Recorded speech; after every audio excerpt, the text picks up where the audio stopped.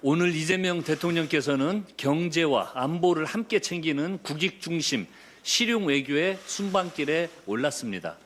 이번 나토 정상회의 참석은 국방력 강화라는 세계적 흐름 속에서 K 방산을 매개로 우리의 외교 지평을 넓히고 전략적 협력을 확대하기 위한 중요한 계기가 될 것입니다. 대한민국은 급증한 세계 각국의 방위력 강화 수요를 감당할 생산력을 갖춘 거의 유일한 국가입니다. 마르크 리터 나토 사무총장도 한국은 환상적인 방산 기반을 갖추고 있다며 우리 방산 경쟁력을 높이 평가한 바가 있습니다.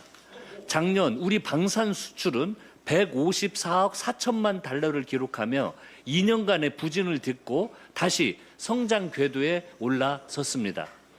지난 1년 동안 이재명 정부가 국익 중심 실용 외교를 바탕으로 적극적인 세일즈 외교를 펼친 결과입니다. 방산 수출은 약 10만 명 이상의 고용 유발 효과를 창출한다고 합니다.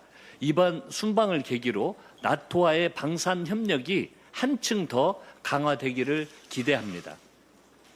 나토 정상회의 일정 뒤에는 몽골 대통령과 정상회담을 갖고 한몽 관계의 황금시대 공동 선언을 발표할 예정입니다.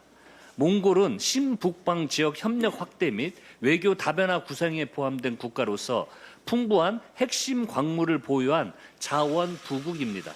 글로벌 공급망에서 몽골의 전략적 가치를 고려할 때 경제, 자원, 안보 협력을 아우르는 포괄적 관계로의 발전도 기대됩니다.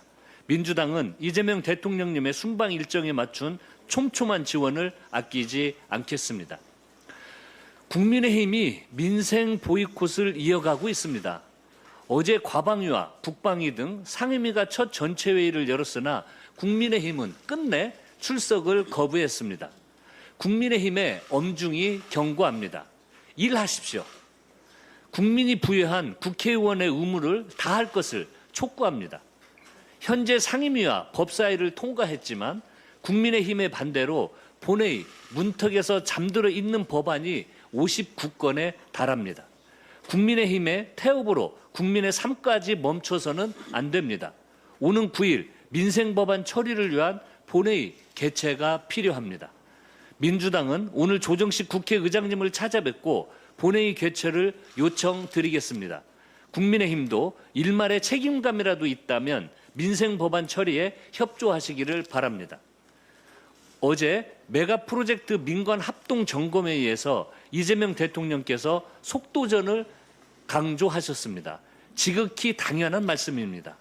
전 세계가 소리 없는 전쟁을 치르고 있는 지금 승패를 가르는 것은 오직 속도입니다. 누가 얼마나 더 빨리 선점하느냐에 따라 모든 것이 달려 있으며 정부와 민간 그리고 국회가 혼연일체가 되어야 합니다. 한편으로 이번 프로젝트는 대한민국 국토의 균형 발전과 국가 생존을 위한 대전환점을 만드는 일입니다.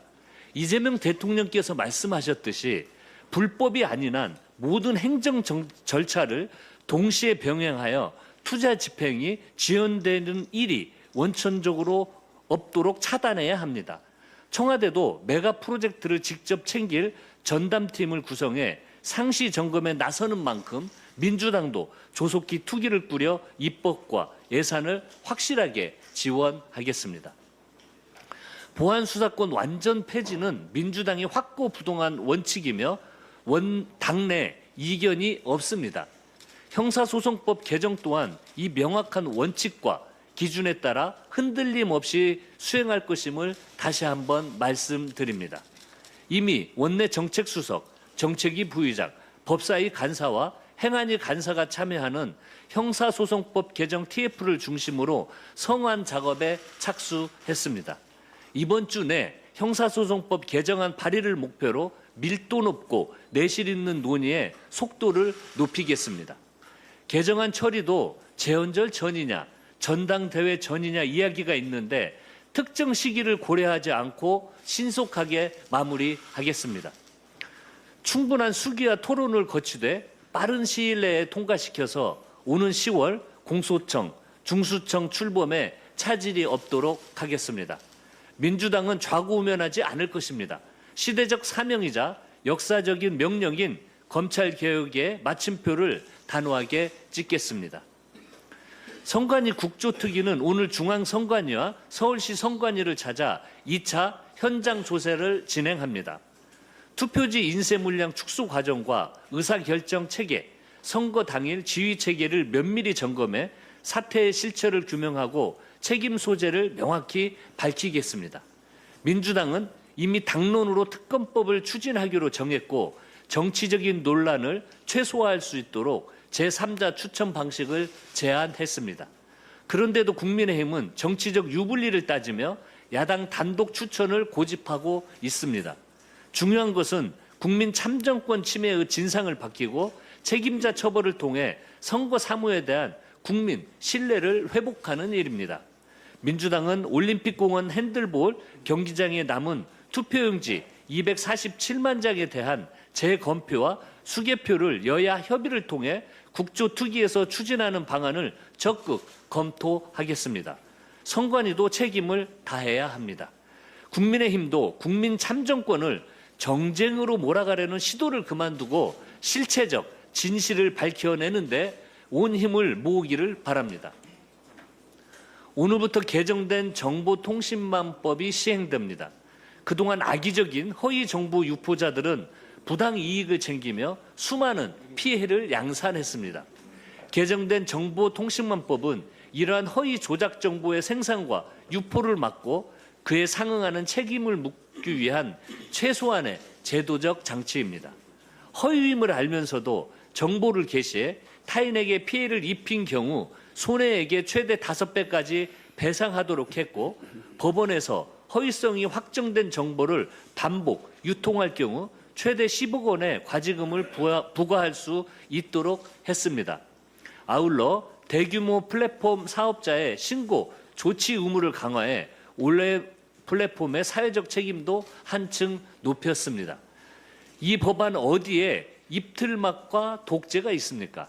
그럼에도 국민의힘은 이 법을 정부의 검열 도구인 것처럼 사실을 왜곡하고 있습니다. 이미 독일, EU 등 주요 선진국들은 건강한 온라인 생태계 조성을 위해 관련 제도를 구축했습니다.